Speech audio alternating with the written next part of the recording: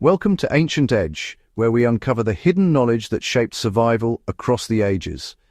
Today, we venture into a forgotten chapter of the Second World War, not the grand battles or strategic offensives you know from textbooks, but something far more intimate and desperate, the fight for clean water. Imagine yourself in the sweltering jungles of the Pacific, the dust-choked deserts of North Africa, or the bombed-out ruins of Europe. Your enemy isn't always the one firing at you. Sometimes it's invisible, lurking in every puddle, every stream, every well. Contaminated water killed more soldiers throughout history than bullets ever could, and in World War II, that ancient threat demanded new solutions. This is the story of the secret materials that turned poison into salvation, the ingenious substances that kept armies moving when everything else had fallen apart.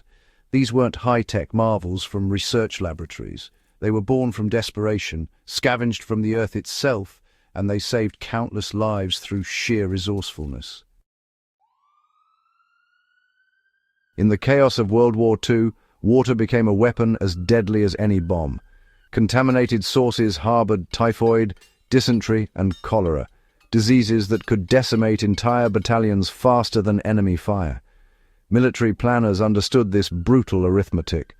A soldier suffering from waterborne illness couldn't march, couldn't fight, and required precious medical resources that were always in short supply. Standard-issue canteens offered no protection against microscopic killers. Troops advancing through destroyed infrastructure found themselves surrounded by water they couldn't trust.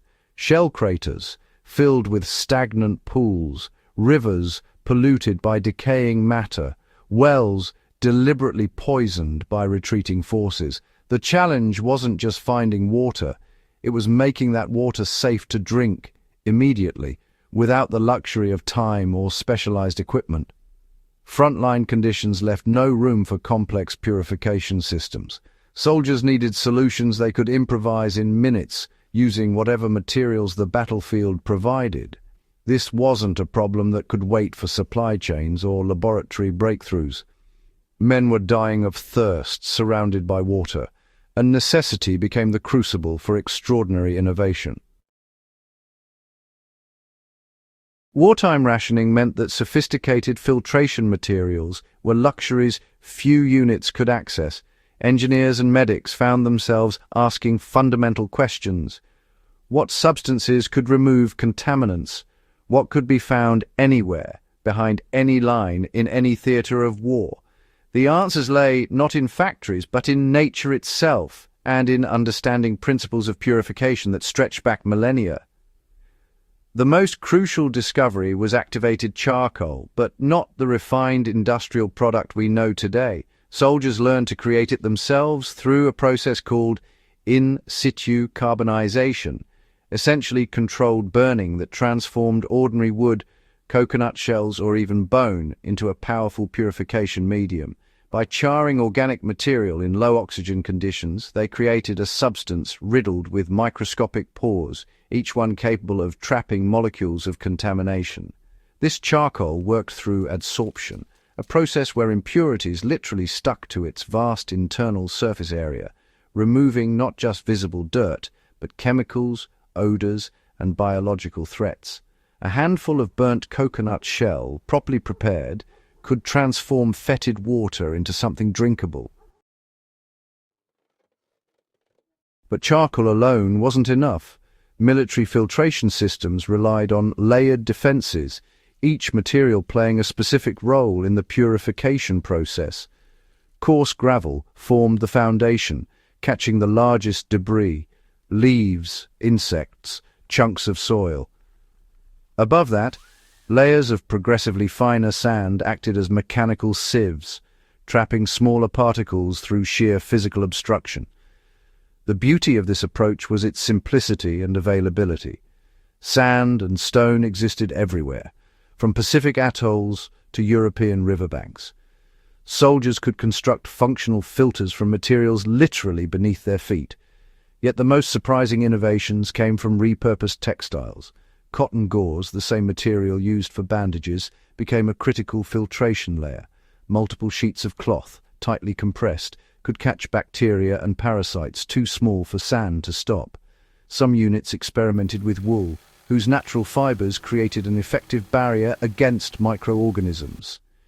In the Pacific Theater, where vegetation was abundant, troops discovered that certain plant fibers, stripped, dried and layered, offered remarkable filtration properties.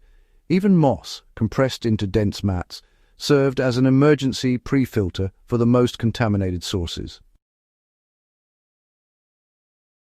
Among all these materials, one substance stands out for its unexpected effectiveness: diatomaceous earth. This fine powder, formed from the fossilized remains of ancient algae called diatoms, had been used in peaceful industrial applications before the war. Under a microscope, diatomaceous earth reveals itself as countless tiny skeletons, each one perforated with holes so small they can trap bacteria while allowing water to pass through.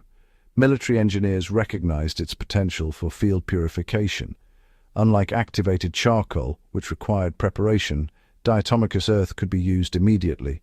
A thin layer added to a sand filter dramatically improved its effectiveness, removing pathogens that would have slipped through coarser materials. The substance was lightweight, abundant in certain regions, and required no processing. In theaters where it occurred naturally, troops literally dug their filter material from the ground. This represented a profound truth about wartime innovation.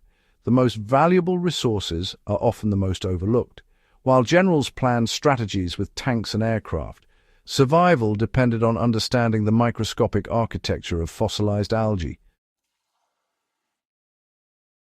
These improvised systems worked on principles as old as civilization itself, combining physical filtration with chemical adsorption to create multiple barriers against contamination. The layered approach mimicked natural water purification, the same process that occurs when rainwater percolates through soil to become groundwater. Each material targeted different threats. Gravel and sand removed visible impurities and larger organisms. Cloth caught bacteria and protozoan cysts. Activated charcoal absorbed dissolved chemicals, heavy metals, and organic compounds that caused disease and foul taste. The genius lay not in any single component, but in their combination and sequence. Water entering the top of these crude filters encountered progressively finer barriers, each one removing threats the previous layer had missed. The effectiveness wasn't perfect. These weren't laboratory-grade purification systems, but they didn't need to be. They simply needed to work well enough to prevent the devastating outbreaks that had plagued armies throughout history. Field tests revealed astonishing results.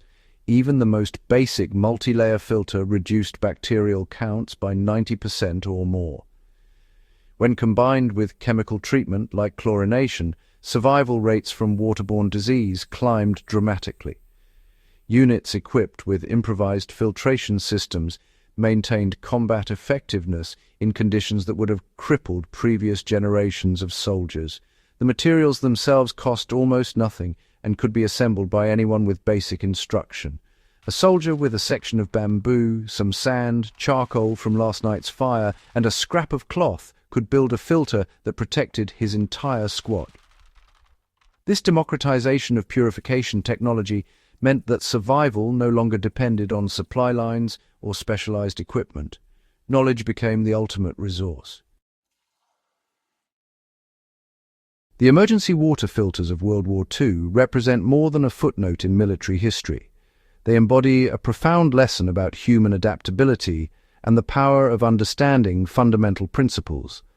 Modern survival filters, from camping equipment to disaster relief systems, still employ these same concepts: layered filtration, activated carbon adsorption, and the strategic use of materials based on their physical properties.